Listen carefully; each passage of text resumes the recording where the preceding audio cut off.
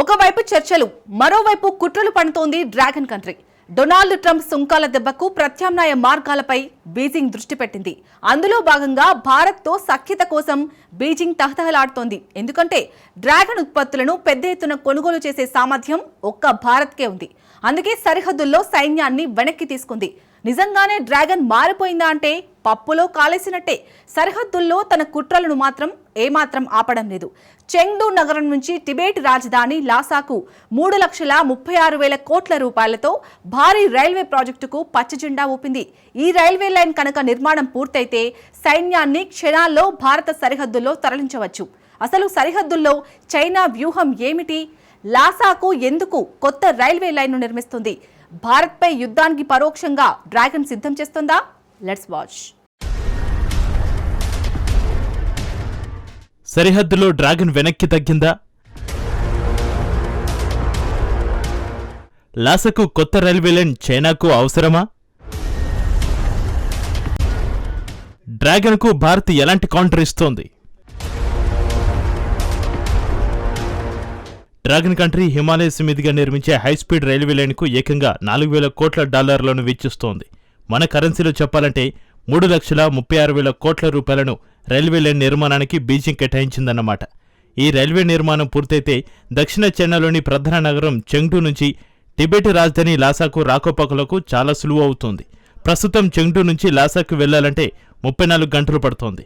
కానీ ఈ railway line నిర్మాణం పూర్తయితే కేవలం 13 గంటల్లో చెంగ్డూ నుంచి లాసాకు వెళ్లొచ్చు. భారత్తో చైనాకు 3,488 కిలోమీటర్ల మేర ఉన్న సరిహద్దుకు సమీపంలో చేపడుతున్న భారీ నిర్మాణాల్లో ఇది ఒకటి కావడం ఆందోళన రేకెత్తిస్తోంది. దశాబ్దాలుగా ఇరు దేశాల మధ్య వివాదాస్పదంగా మారిన సరిహద్దు ప్రాంతాలకు సమీపంలోనే ఈ రైల్వే లైన్ వెళ్తోంది. గత కొన్నేళ్లుగా సరిహద్దు వెంబడి డ్రాగన్ కంట్రీ విస్తృతంగా రహదారులు, హెలిపోర్ట్లు, ఎయిర్పోర్ట్లను నిర్మిస్తోంది. అంతేకాదు సరిహద్దులో వివాదాస్పద ప్రాంతాల్లోనే కృత్రిమంగా వందల గ్రామాలను నిర్మిస్తోంది. ఆర్థిక అభివృద్ధి కోసమే భారీగా మౌలిక వసతులను నిర్మిస్తున్నట్టుగా కమ్యూనిస్టు కంట్రీ వాదిస్తోంది. కానీ అదే సమయంలో ఆయా ప్రాంతాల్లో సైనిక కార్యకలాపాలు పెరుగుతున్నాయి. ఈ విషయంపైన భారత్ ఆందోళన వ్యక్తం చేస్తోంది. సరిహద్దు ప్రాంతంలో పూర్తి ఆధిపత్యం చెలాయించేందుకే బీజింగ్ ఈ నిర్మాణాలను చేపడుతున్నట్టు నిపుణులు విశ్లేషిస్తున్నారు.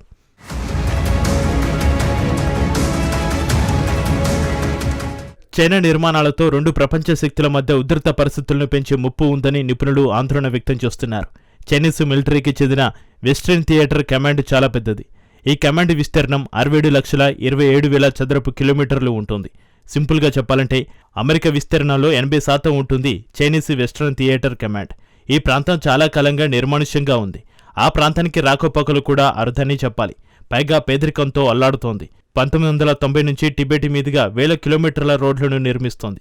ప్రత్యేకించి గత కొన్నేళ్లుగా ఈ ప్రక్రియను డ్రాగన్ మరింత ముమ్మరం చేస్తుంది. ఈ రహదారిలో చాలా వరకు భారత సరిహద్దుకు సమీపంలోనో లేదంటే సరిహద్దుకు సమాంతరంగానో చైనా నిర్మించింది.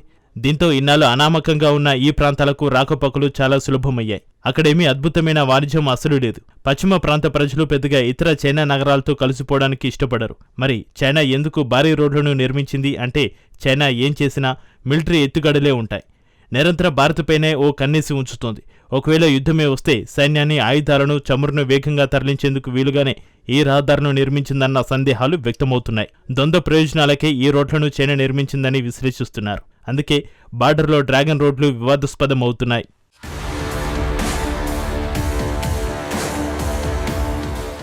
ఉదాహరణకు 2020లోని గల్వాన్ ఘర్షణనే తీసుకోండి. సరిహద్దు వెంబడి నిర్మిస్తున్న రోడ్డు కారణంగానే భారీ ఘర్షణకు కారణమైంది. అప్పటి నుంచే భారత్ సైతం సరిహద్దు ప్లాన్కు పదును పెట్టింది. పెద్ద ఎత్తున రోడ్ల నిర్మాణానికి శ్రీకారం చుట్టింది. ఇందులో శీలాపాసు మీదుగా నిర్మిస్తున్న సొరంగం లాంటి ఆకట్టుకునే ప్రాజెక్టులు ఉన్నాయి. అరుణాచల్ ప్రదేశ్ సరిహద్దు వెంబడి సుమారు 1,600 కిలోమీటర్ల పొడవైన హైవే నిర్మాణం పురోగతిలో ఉంది. నిజానికి సరిహద్దు వెంబడి భారత్కు రహదారులు పరిమితంగా ఉన్నాయి. పైగా చిన్న చిన్న ప్రాజెక్టులనే భారత్ చేపట్టింది. కానీ చైనా మాత్రం రోడ్లతో పాటు భారీగా రైల్వే లైన్లను కూడా నిర్మిస్తోంది. నిజానికి హైస్పీడ్ రైల్వే లైన్ల ప్రాథమిక ఉద్దేశం కనెక్టివిటీ. కానీ వాస్తవం ఏమిటంటే హైస్పీడ్ రైళ్లలో చైనా పర్యాటకులకు బదులుగా సైనికులను రవాణా చేసుకోవడానికి ఏర్పాటు చేస్తోంది. ఇదే భారత్కు అసలైన సవాల్.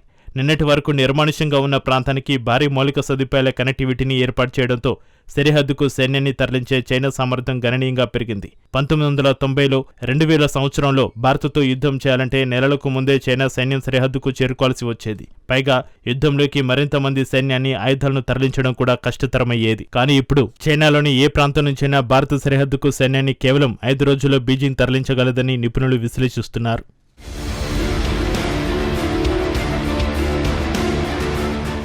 2006లో టిబెట్కు తొలి రైలు మార్గాన్ని డ్రాగన్ కంట్రీ నిర్మించింది. దీన్ని షాంఘై టిబెట్ రైల్వే లైన్ అంటారు. పశ్చిమ చైనా నగరం జీనింగ్ను లాసతో అనుసంధానించడానికి $400 కోట్ల చైనా వెచ్చించింది. ఇప్పుడిది చైనాకు అత్యంత వ్యూహాత్మక మార్గంగా మారింది. ఈ మార్గాన్ని సిచువాన్ టిబెట్ రైల్వే లైన్గా చైనా పిలుస్తోంది. హిమాలయాల గుండా వేగంగా వెళ్లేందుకు ఈ మార్గం చైనాకు కీలకంగా మారింది.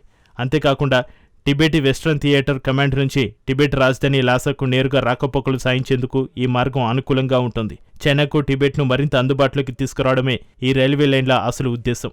అయితే ఈ రహదారులను భారత కోణంలో చూసినప్పుడు మాత్రం ఆందోళన కలిగిస్తోంది. వివాదాస్పద సరిహద్దు ప్రాంతాల్లోకి ఈ రైల్వే లైన్లు నేరుగా వచ్చేందుకు అవకాశం కల్పిస్తాయి.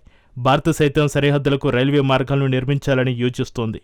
కానీ మొత్తం వ్యవస్థలు చాలా పరిమితంగా ఉన్నాయి. ప్రస్తుతానికి చినాబ్ మీదుగా భారీ బ్రిడ్జితో నేరుగా సరిహద్దులోకి సైన్యాన్ని తరలించేందుకు అవకాశం ఏర్పడింది. ఇది కూడా కేవలం పశ్చిమ సరిహద్దుకు కనెక్టివిటీని వేగవంతం చేస్తోంది. భారత్తో పోలిస్తే చైనా వైమానిక దళం సంఖ్యాపరంగా ఆధిక్యంలో ఉంది. చైనాకు పెద్ద ఎత్తున ఎయిర్ బేస్లు ఉన్నాయి. మరీ ముఖ్యంగా భారత సరిహద్దులోనే ఎక్కువగా ఉన్నాయి. ప్రపంచంలోని ఏ ప్రాంతాన్నైనా టార్గెట్ చేసే మిస్సైళ్లు చైనా వద్ద ఉన్నాయి.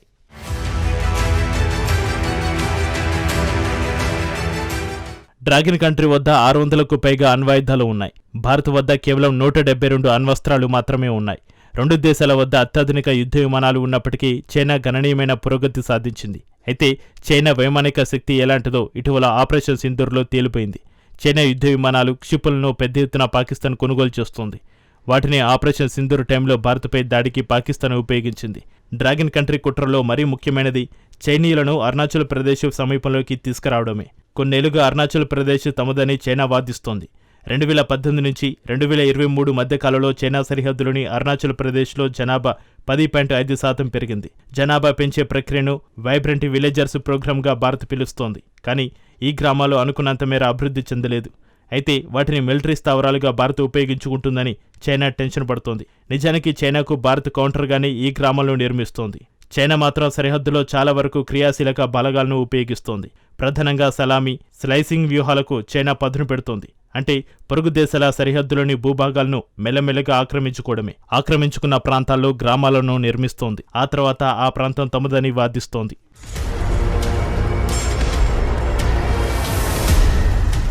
నిజానికి భారత్ చైనా మధ్య సత్సంబంధాలకు ఇటీవల ప్రయత్నాలు ముమ్మరంగా సాగుతున్నాయి. చైనాకు భారత్ అవసరం చాలా ఉంది. అమెరికా ఆంక్షల నేపథ్యంలో భారీ మార్కెట్లపై చైనా కన్నేసింది. తమ ఎగుమతులను తట్టుకునే దేశం ఇప్పుడు చైనాకు అవసరం. అలాంటి ఏకైక దేశం భారతే. అందుకే సత్సంబంధాల కోసం డ్రాగన్ తెగ ఆరాటపడుతోంది. సరిహద్దులో సైన్యాన్ని వెనక్కి తీసుకున్న నిర్మాణాలను మాత్రం డ్రాగన్ కంట్రీ ఆపడం లేదు.